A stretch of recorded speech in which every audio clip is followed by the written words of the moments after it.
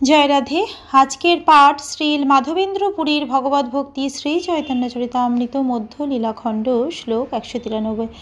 রত্নগণ মধ্যে জয়ছে কৌস্তব মণি, রসকাব্য মধ্যে তৈছে এই শ্লোক গণি। এই শ্লোক কহিয়াছেন রাধা ঠাকুরানী, তাঁর কৃপায় স্ফুরিয়াছে মাধবেন্দ্র বাণী। কিবা গৌরচন্দ্র ইহা করে আস্বাদন, ইহা আস্বাদিতে আর নাহি চৌঠজন। শেষকালে এই শ্লোক পঠিতে পঠিতে সিদ্ধিপ্রাপ্তি হইল পুরীর শ্লোকের সহিতে।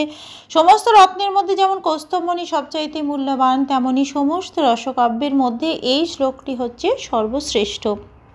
প্রকৃতপক্ষে এই শ্লোকটি বলেছেন শ্রীমতী রাধারানী স্বয়ং, এবং তারই কৃপায় এই শ্লোকটি মাধবেন্দ্র পুরীর শ্রীমুখে উচ্চারিত হয়ে শব্দের আকারে প্রকাশিত হয়েছে।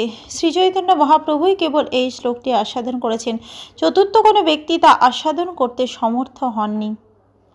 মাধবেন্দ্র পুরী তার জীবনের অন্তিম সময়ে এই শ্লোকটি পাঠ করতে করতে পরম সিদ্ধি প্রাপ্ত হয়েছিলেন।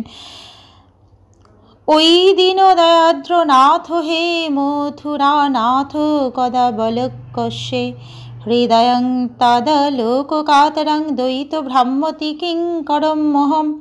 হে দীনদয়ার্থ নাথ, হে মথুরানাথ, কবে আমি তোমাকে দর্শন করব?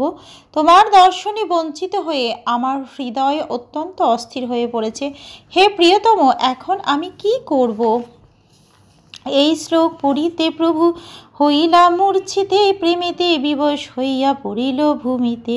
আস্তে ব্যস্তে কোলে করি নিল নিত্যানন্দ, ক্রন্দন করিয়া তবে উঠে গৌরচন্দ্র। প্রেমোন্মাদ হইল উঠি ইতি উতি ধাই, হুঙ্কার করয়ে হাসে কান্দে নাচে গায়।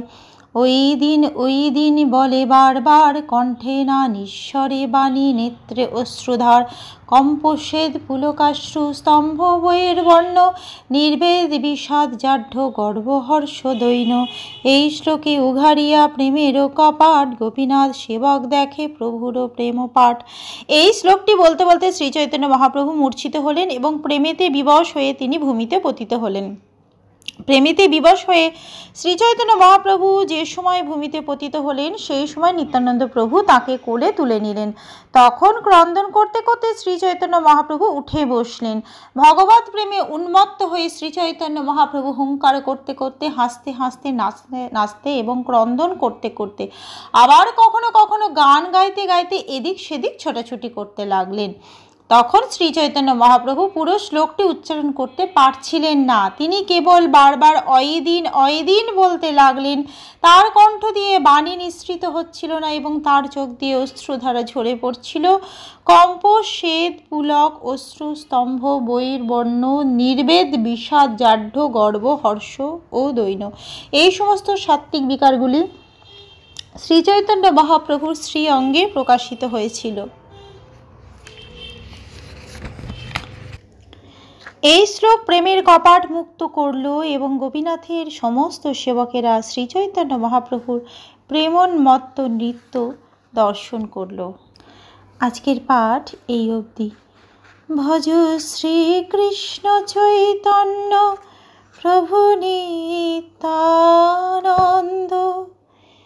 শ্রী অদ্বৈত গদাধর শ্রীবাসাদি গৌর ভক্ত বৃন্দ। হরে কৃষ্ণ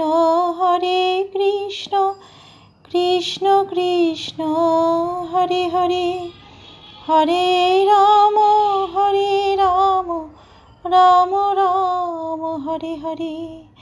জয় রাধে জয় রাধে, জয় রাধে জয় রাধে, জয় রাধে।